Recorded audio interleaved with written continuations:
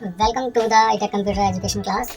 Hello दोस्तों, मैं आसिफ खान एक बार फिर से आपके लिए लेके आया हूँ आपकी बचा हुआ जो पार्ट 2 था वाउचर्स का। वो हमने क्या करना है इसमें, हमने अब तक की जो पिछली वीडियो थी वो हमने Contra voucher, payment voucher, receipt voucher और जर्नल वाउचर को समझा। अब हमने क्या करना है, सेल्स वाउचर और परचेज वाउचर।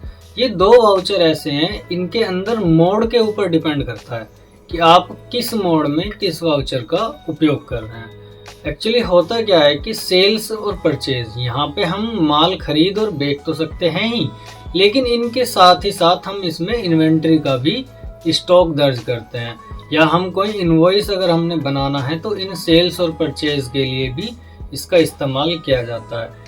अब इसका हम उपयोग क्यों करेंगे या किस प्रकार से करेंगे वो हम देख।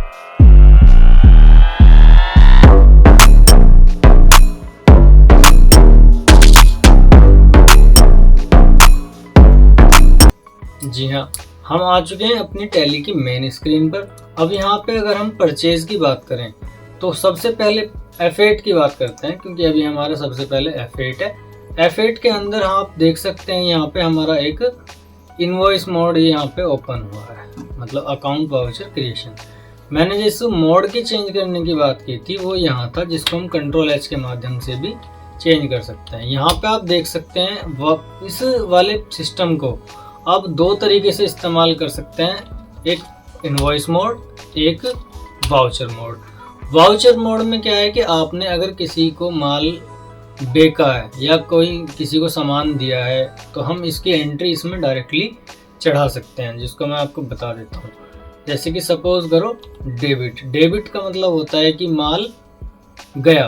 अब क्या गया है, डेबिट का मतलब होता है कि माल किसके पास गया, ठीक है। लेने वाला कौन हुआ, जैसे सपोज करो लेने वाला कौन हुआ, रमेश। उसमें delivery note, dispatch number, dispatch through, ये सारी चीज़ें यहाँ पे आप फिल कर सकते हैं यदि आपके पास में है, ठीक है। ऑब्वियसली होती हैं। कितने रुपए का माल बेचा हमने, 400 रुपये का माल बेचा, वो सारी डिटेल हमने यहाँ पे फिल कर दी। अब यहाँ पे सेल्स का लेजर बनाना है तो आपने बेचा क्या है, सपोज हमने एंटर किया, यहाँ पे हमने लिख दिया सेल कहाँ जाता है हमारा, सेल्स अकाउंट के अंदर।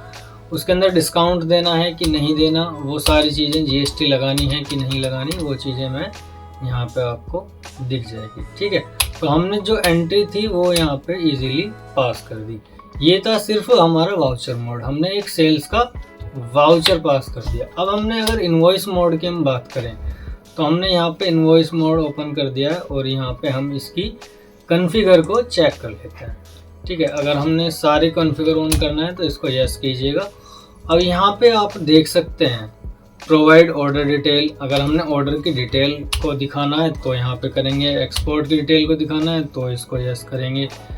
डिफ़ॉल्ट बाय बिल लोकेशन, इसका जो भी डिटेल्स है वो आपने फिल करना है, तो इन सभी चीज़ों को यहाँ पे आप ओपन कर सकते हैं। बैंक डिटेल, जीएसटी नंबर, ये सारी चीज़ें अगर आप यहाँ पे एक्सेप्ट करेंगे। अब सबसे पहले अगर हम बात करें तो पार्टी नेम कौन हो गया हमारा, सपोज पार्टी नेम हमारे पास में कैश है, हमने नगद माल बेचा, हमें मतलब नहीं कौन पार्टी है।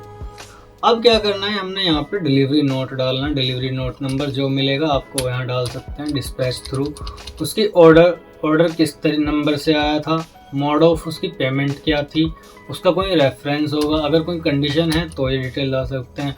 अगर आप किसी को माल ये भेजते हैं, सपोज आपने किसी को यहाँ से ट्रांसफ़र कर दिया, तो उसकी डिटेल कि किस फ्लाइट नंबर से, उसका loading, postage charge, country number, ये सारी चीज़ें आप कहाँ से भी फिल कर सकते हैं। इनकी सारी डिटेल आपने यहाँ से एक्सेप्ट करनी होगी, सारी डिटेल यहाँ आपको मिल जाएंगी, ठीक है। ये पार्टी होगी। अब आइटम, सबसे पहले यहाँ पे आइटम हमारे पास में होना ज़रूरी है कि आइटम क्या है।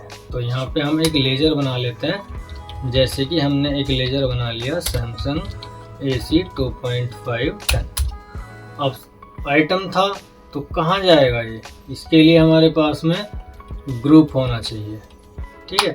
और सपोज़ हमारे पास में कुछ ग्रुप है या हमने उसका आइटम बना दिया, आप यहाँ से इसको एक्सेप्ट करके आगे बढ़ा दे सकते हैं। उसकी रेट की अमाउंट है वो आप यहाँ पे उसको फिल करके उसको एक्सेप्ट कर दीजिएगा, तो यहाँ पे हमारा क्या होगा कि इस एक तरीके का जो इनवॉइस है वो जनरेट हो जाएगा, जिसको आप यहाँ से देख सकते हैं प्रीव्यू करके।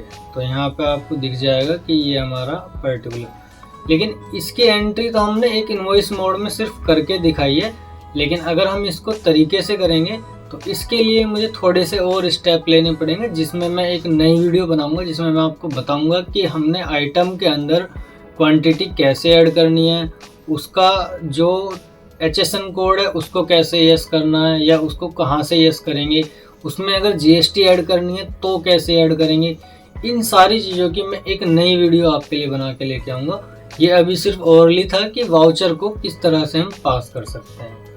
नेक्स्ट जो आ जाता है वो आ जाता है हमारा परचेज वाउचर।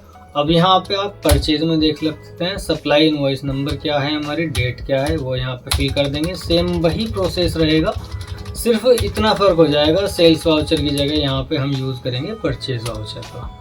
सपोज़ आपने यहाँ पे परचेज में कोई एक नया लेजर बना लेते हैं फिर से, जैसे कि हमने कोई भी एक आइटम यहाँ पे डाल दिया,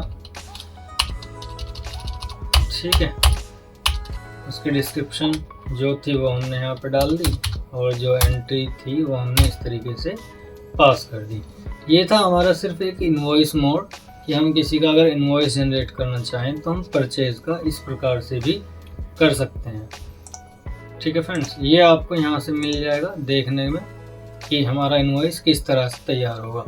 अब नेक्स्ट वीडियो में मैं आपको बताऊंगा कि अगर हम कोई एक इनवॉइस बनाते हैं तो उसमें क्या क्या चीज़ों का हमने ख्याल रखना चाहिए, क्या चीज़ हमें इनवॉइस में शो करनी चाहिए। कई बार ऐसा हो जाता है कि आपको जो बिल दिखाते हो ट्रांसपोर्टेशन पे उसको कोई पकड़ लेता है, तो वहाँ से किस तरह से हम उस चीज़ को बता पाएंगे, ठीक है फ्रेंड्स। वीडियो में अंत तक बने रहने के लिए धन्यवाद। आपका दिन